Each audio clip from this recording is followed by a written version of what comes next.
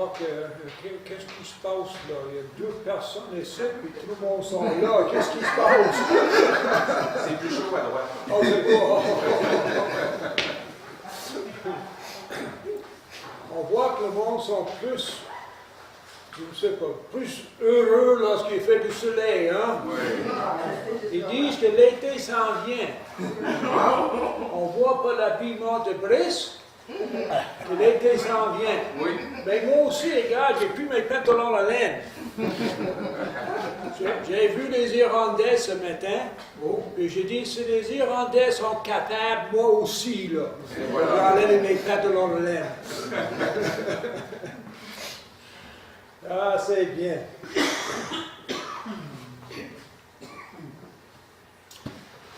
Mais ce matin, souvent, si je me souviens comme il faut, le fête de mer s'en vient, dimanche qui vient. Là. Ah, les hommes, n'oublient pas ça. Ouais. Moi, je n'oublie pas ça. Et souvent, avant le fête de mer, je donne un message qui concerne une femme de la Bible. Hein? Souvenez-vous, on a déjà touché Ruth, on a touché Esther, et je ne me souviens plus quoi autre. Là. Mais ce matin, on va toucher Marie. Maintenant, Marie. Combien de Maries sont dans le Nouveau Testament, savez-vous? Il y en a quelques-unes. Alors, il y a la mère de Jésus, Marie de Magdala, la mère de Jacques et Job, et la sœur de Marthe. Et je ne sais pas s'il y en a d'autres là, mais au moins ça, il y en a 4. Puis on sait que dans l'Ancien Testament, Marie, la sœur de Moïse. Alors, quelle Marie que je vais parler ce matin?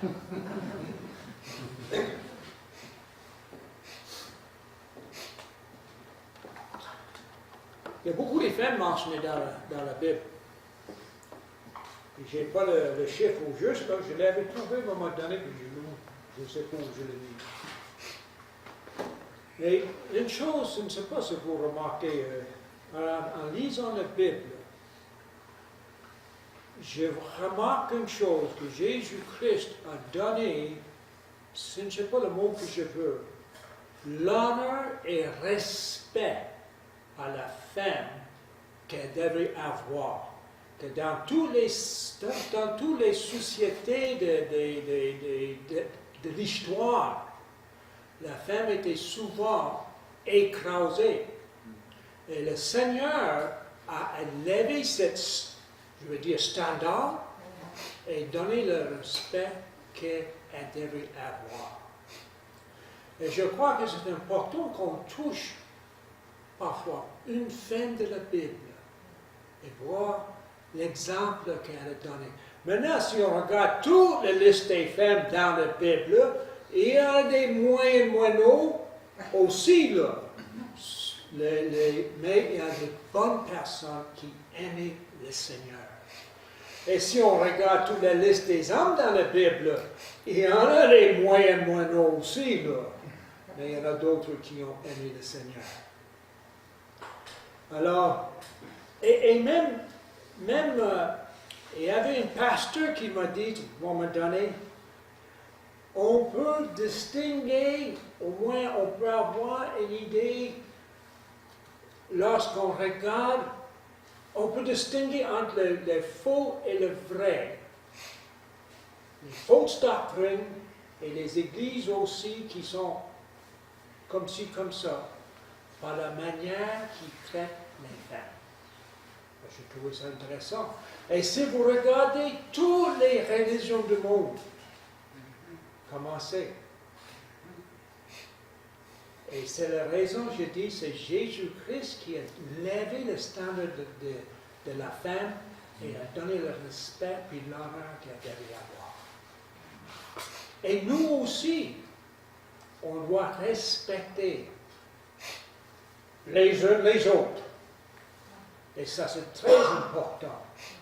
Ça fait le standard dans la société si la personne est haut placée ou en bas, on doit apprendre de respecter les uns les autres. Et parfois, c'est difficile. Mais ce matin, on va regarder une des femmes dans la Bible. Elle s'appelle Marie.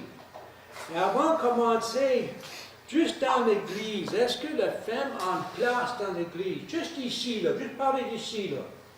On voit que même ici, même dans la Bible, on voit que la femme n'était pas souvent en public, là. C'était souvent plus en arrière.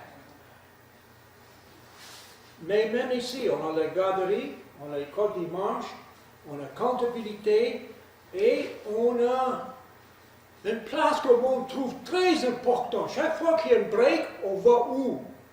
Au café. Au café ou les collations. Hein? Maintenant, je suis certain que ce n'était pas moi qui ai fait les collations. Le monde n'aurait pas couru aussi vite d'aller là-bas. Mais on voit l'importance parmi nous-mêmes. Il y a une mission, il y a quelques-unes de vous vous connaissez notre beau-fils qui est venu à un moment donné, une ou deux fois avec sa famille. Lui est avec une mission qui a été commencée par les femmes. Les femmes qui ont eu un fardeau pour les églises, les petites églises éloignées, et qui avaient des difficultés à trouver les pasteurs. Et ces femmes ont commencé à prier. Et veut dire, quand les femmes commencent à prier ensemble, le Seigneur écoute. Et aujourd'hui, c'est une mission qui est développée, et il y a des pasteurs qui fournissent des pasteurs pour les petites églises aux États-Unis et au Canada. Qu'est-ce que le Seigneur peut faire? Alors, l'important, c'est même en mission, les femmes. Combien de femmes qui ne sont pas mariées vont aller en mission dans des places difficiles et c'est merveilleux de voir, puis voir comment le Seigneur travaille parmi ces personnes. Alors ce matin, on va regarder Marie de Magdala. Marie a suivi Jésus dès le début de son ministère et elle mérite d'être considérée comme une des disciples même, parce qu'elle était là au début, puis elle restait parmi les groupes. Il n'y avait pas juste elle, il y avait plusieurs femmes qui ont suivi le Seigneur. Et je pense qu'on peut dire qu'elle est une femme qui a l'énergie, qui est impulsive et sensible aux besoins de le groupe. On va regarder ce matin trois choses.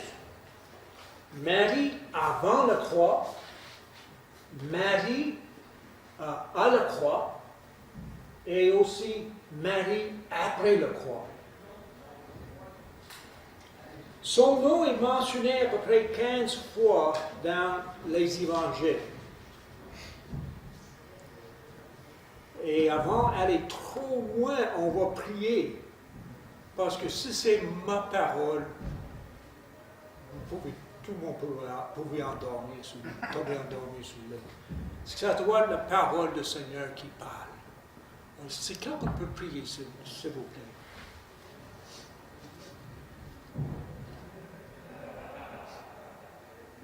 Seigneur mon Dieu, je demande Seigneur de guider nous cet enseignement que l'on va recevoir ce matin. Soyez les femmes,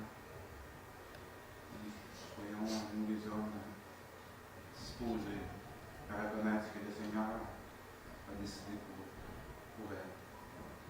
Gloire à toi mon Dieu. Amen. Amen. Merci. Maintenant, je trouve ça va bien avec le partage que le pasteur a fait ce matin. Ça va bien aussi parce que Pâques ça fait pas longtemps que Pâques, on a eu Pâques, puis on va parler comme ça, Marie de Magdala ce matin.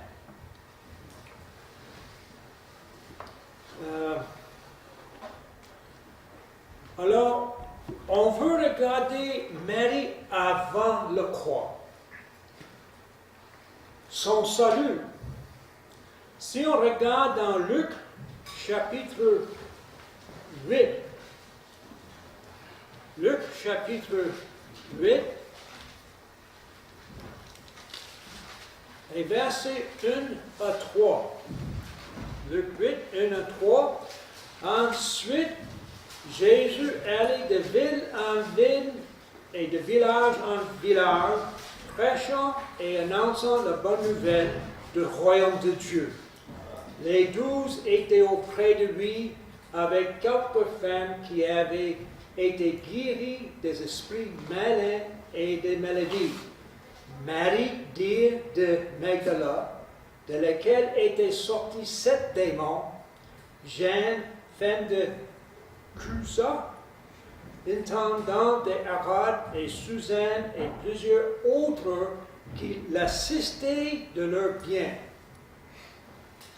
Alors, on voit ici de Marie de Magdala, elle avait 7 démons et Jésus a fait sortir ces démons d'elle.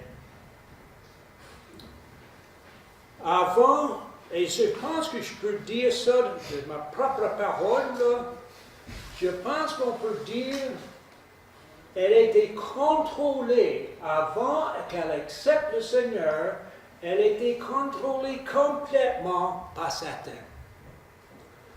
Toutes ses actions, ses pensées, ses paroles étaient contrôlées par lui.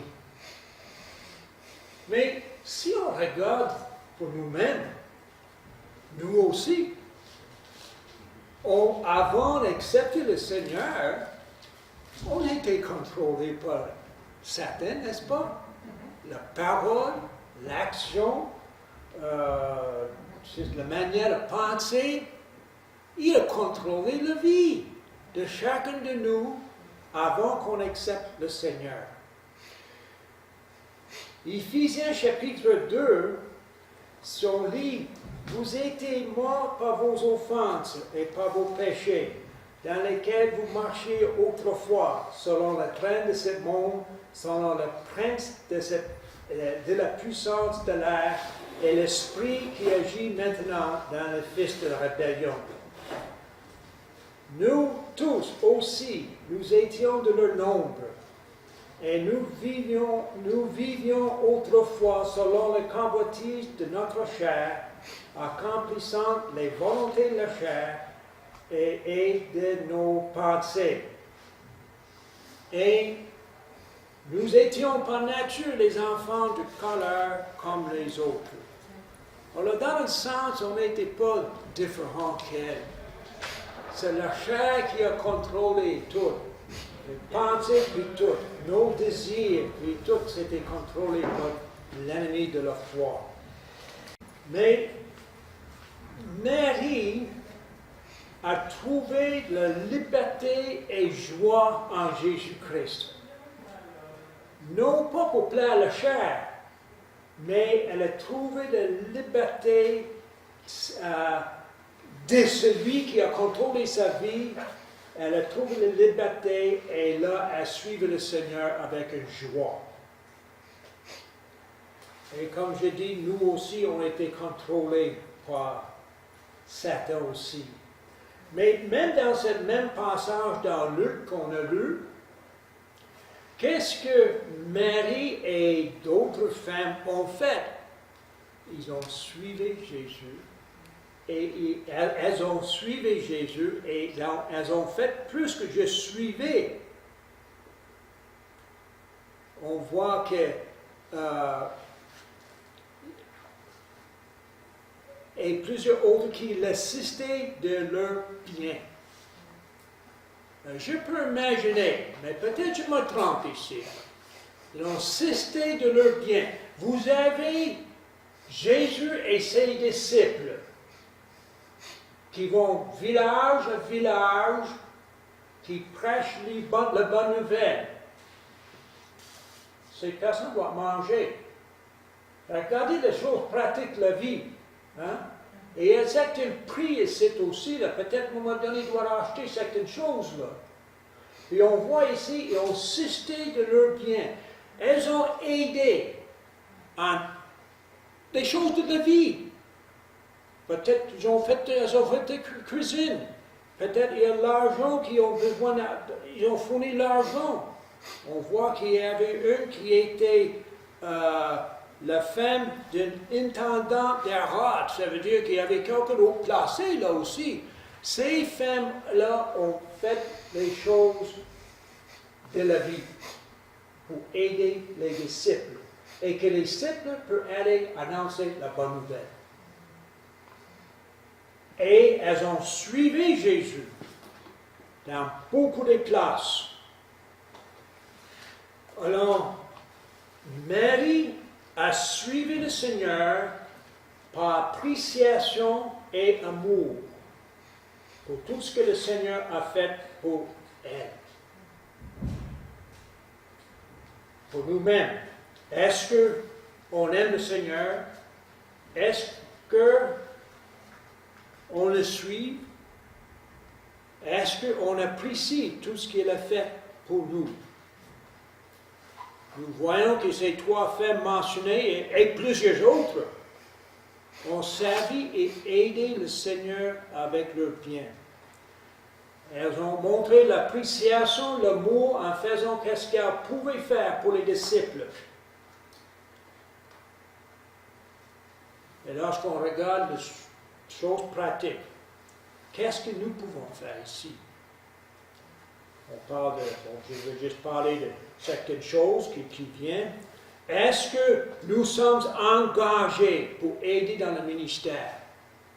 On va parler concernant le soutien pour le pasteur. Je peux parler. Vous faites des choses déjà. Et je vous dis, je trouve ça beau de voir tout ce que vous faites ici. Et même lorsqu'on arrive ici, les chaises sont toutes placées. Même après, c'est pas long, les chaises sont ramassées. Et tout le monde travaille ensemble. Et je vais dire une chose, je trouve ça très beau. Et j'avais mentionné certaines choses avant aussi. Que vous faites ici, continuez de le faire. Parce que c'est très beau qu'est-ce que vous faites. Et c'est ça qui fait l'Église. C'est pas juste prêcher la parole. C'est les petites affaires que l'une et l'autre font au nom du Seigneur, avec la joie dans le cœur. Je trouve ça très beau. Continue. Marie-Magdala a trouvé la joie de suivre le Seigneur et faire qu'est-ce qu'elle pouvait faire pour lui. Mais on peut aller encore plus loin. Lorsque j'ai parlé concernant le soutien de pasteur, vous savez, on peut soutenir les missionnaires même. Il y en a qui, on sait que l'Église soutient Haïti, mais il y en a d'autres.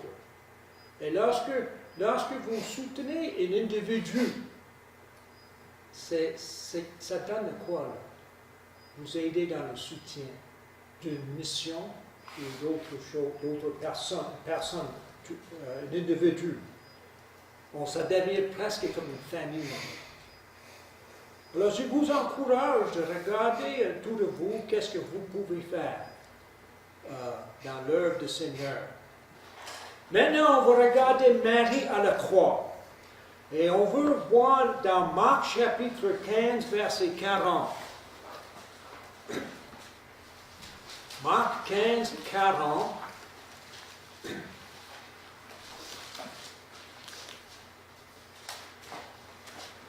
Et il y avait aussi des femmes qui regardaient de loin. Parmi elles était Marie de Magdala. Et après ça, on a d'autres Marie aussi. Mais Marie de Magdala était là. à regarder de loin avec d'autres femmes Jésus sur la croix. Qu'est-ce que ça peut nous dire concernant Marie? Je crois qu'ici, on voit qu'elle a un cœur fidèle et qu'elle n'abandonnait pas le Seigneur. Et je trouve ça vraiment intéressant. Où est-ce qu'étaient les disciples? On sait que Jean était là à la croix, parce que la Bible nous dit, mais les autres,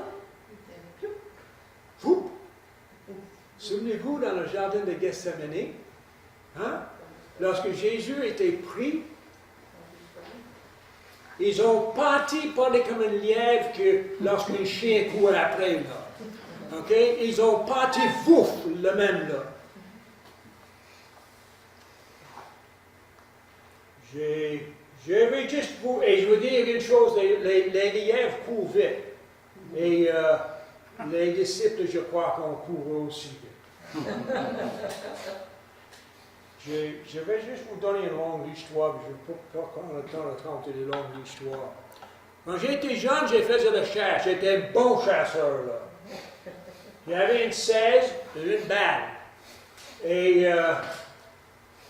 là, sur le côté, il y avait une clenchette pour ouvrir le fusil, puis la balle, lorsqu'on tirait, on pesait la clenchette pour ouvrir le fusil, puis la balle sortait, là. On était pas capable de mettre un autre. J'étais en train de faire la chasse pour une lièvre. Puis je regardais pas mal fixe après cette lièvre-là, parce que je savais qu'il était pour partir vite, là. Alors là, il m'a vu, puis il est parti, puis j'ai levé le fusil, puis ma main a touché la clenchette pour ouvrir le fusil, là. La balle a sorti, puis a tombé à terre, là. Je ne sais pas pourquoi le lièvre est parti si vite. Pourquoi il a eu peur? Hein? Il était sauf s'il aurait resté là. La balle est tombée à terre. Je suis un bon chasseur. Mais je sais, après, je ne trouvais pas le lièvre, par exemple. Il est parti vite, puis il s'est caché. Ils vont vite. Les disciples aussi sont partis vite. Puis à la croix, Marie et d'autres femmes étaient là. On voit la fidélité. Et elle n'abandonnait pas Jésus. Je vous encourage ce matin. Parfois, les chrétiens, lorsque les épreuves viennent, parfois, on lâche. Hein? Et puis même, on abandonne. On abandonne tout, parfois. Même dans les épreuves, prends la leçon de Marie ici. Abandonne pas le Seigneur. Restez fidèle. Et aussi, pendant ce temps-là, Marie à la croix, elle a pris le temps de préparer les choses, les épices et les choses pour le corps de Jésus. Elle a aidé dans cette préparation. Si on regarde Marc 15, versets 46 et 47, est-ce que quelqu'un peut lire ça, s'il vous plaît? 46 et 47. Il parle de Joseph aussi. Oui, OK. Et Joseph, ayant acheté un linceul, descendit Jésus de la croix, l'enveloppa de ce linceul et le déposa dans un sépulcre taillé dans le roc. Puis il roula une pierre à l'entrée du sépulcre. Marie de Magdala et Marie, mère de Joseph, regardaient où on le mettait. Qu'est-ce qu'elle a fait? Elle n'a pas abandonné Jésus. Elle a surveillé où ils ont mis Jésus. Pourquoi? Elle avait de quoi dans sa tête, elle. Hein? Elle avait planifié quelque chose et elle voulait faire de quoi spécial pour Jésus.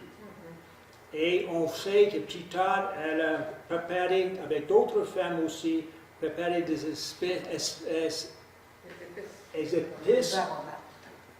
Merci. C'est ça. Oui, oui. Tu veux que je le lise, le 16? OK. Lorsque le sabbat fut passé, Marie de Magdala, Marie, mère de Jacques et Salomé achetèrent des arrogats afin d'embaumer Jésus. OK. Ça, c'est le troisième point après le croix. OK?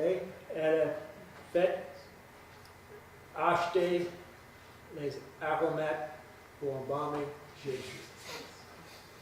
Maintenant, nous voyons ici, l'amour ici n'a pas le prix. Combien ça a coûté de faire ça?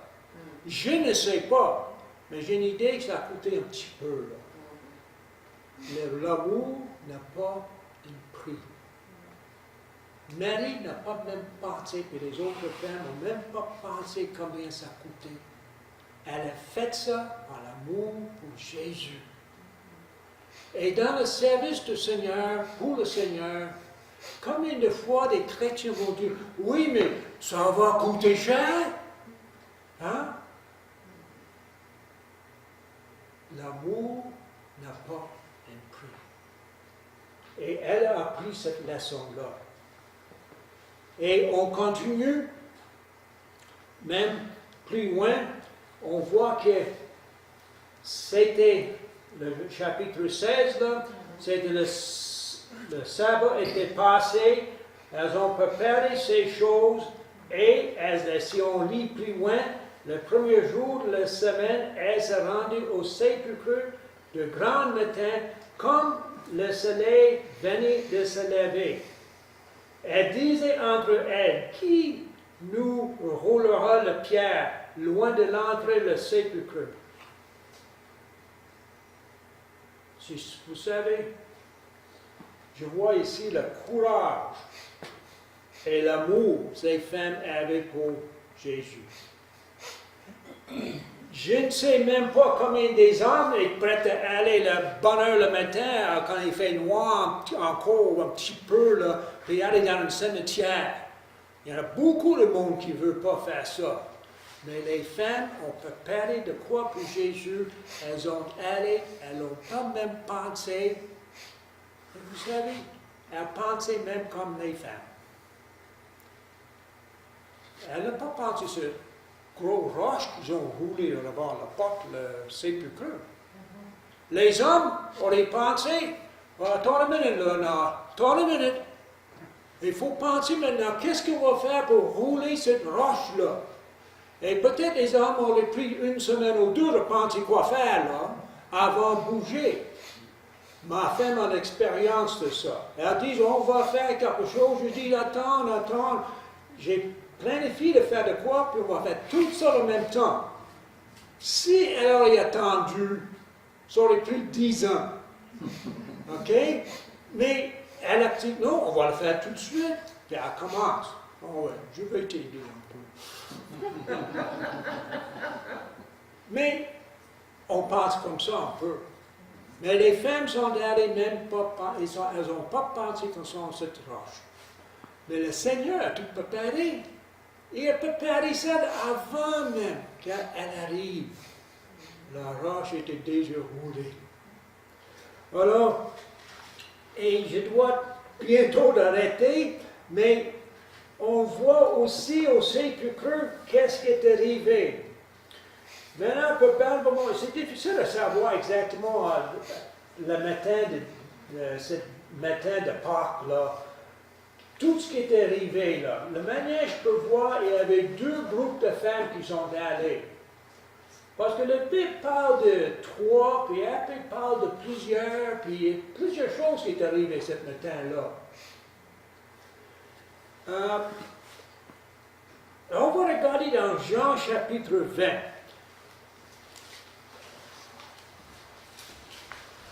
Et nous sommes sur cette dernière étape après la croix. Jean 20, 1 et 2. Si quelqu'un peut le lire, s'il vous plaît. Le premier jour de la semaine, Marie de Magdala se rendit au sépulcre dès le matin. Comme il faisait encore obscur, elle vit que la pierre était ôtée du sépulcre. Elle courut vers Simon-Pierre, vers l'autre disciple que Jésus aimait, et lui dit, « Ils ont enlevé du sépulcre le Seigneur. Nous ne savons pas où ils l'ont mis. » Merci. Alors, en allant, comme on a dit, en allant au tombeau, les trois femmes ensemble, elles ont allé pour joindre le corps de Jésus. C'est un signe d'amour et respect. Après, on voit son témoignage au tombeau. Elle a revenu et en courant et donc dit à Pierre et Jean.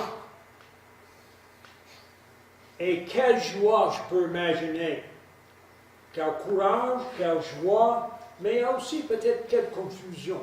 Parce que j'imagine qu'elle était toute confuse aussi dans toute cette situation. Qu'est-ce qui se passe au juste?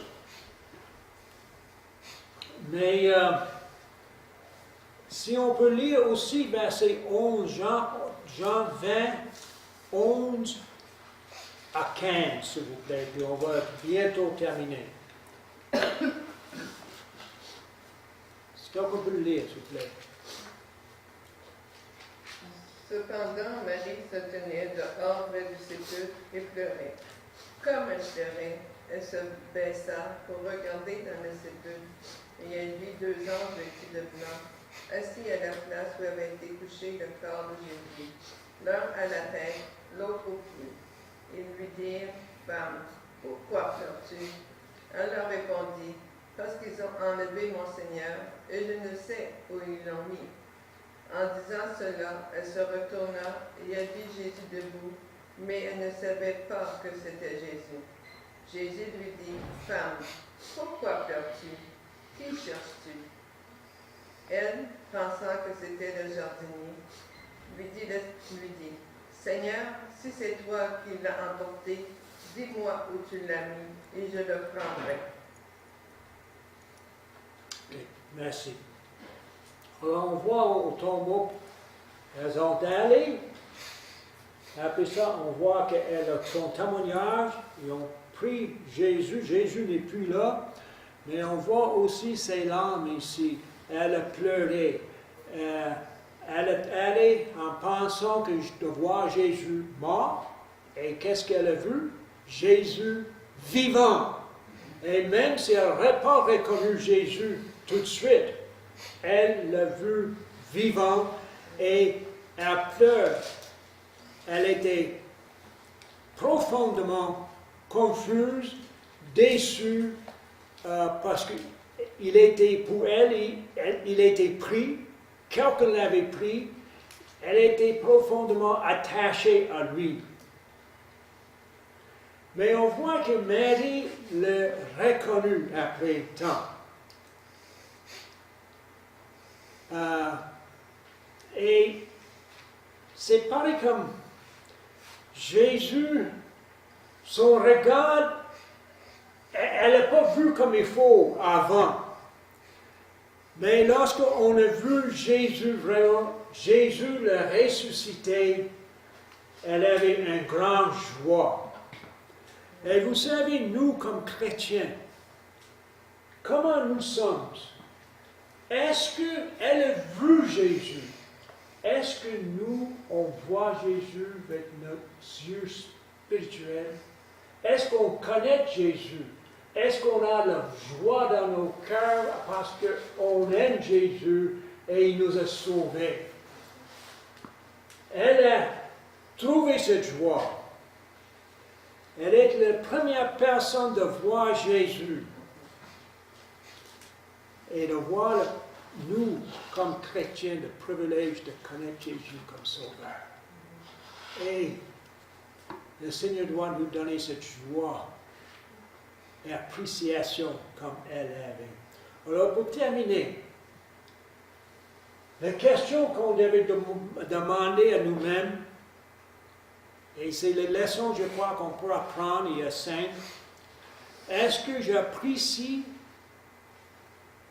Jésus?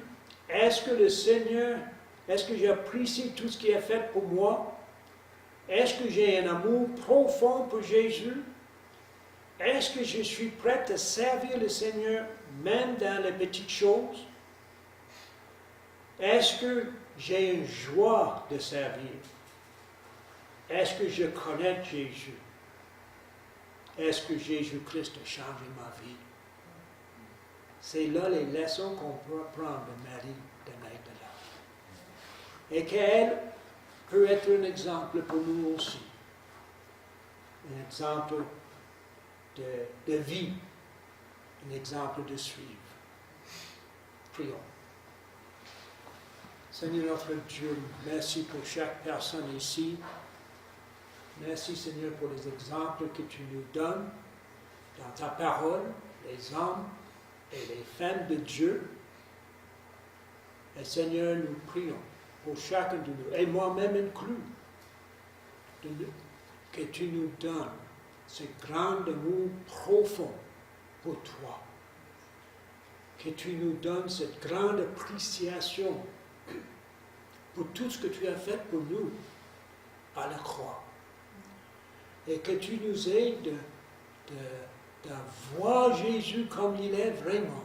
Jésus-Christ, celui qui a ressuscité, qui est vivant. Tu nous donnes cette joie. Et cette joie de servir un et l'autre. Aider ici, servir ici. Et juste être un exemple pour toi.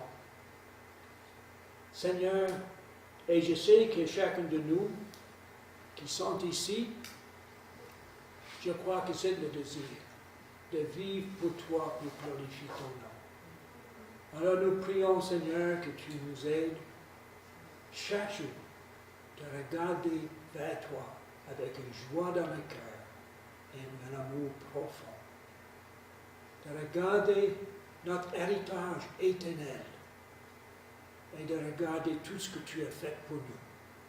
Parce qu'on était dans la même situation que Marie de Magdala.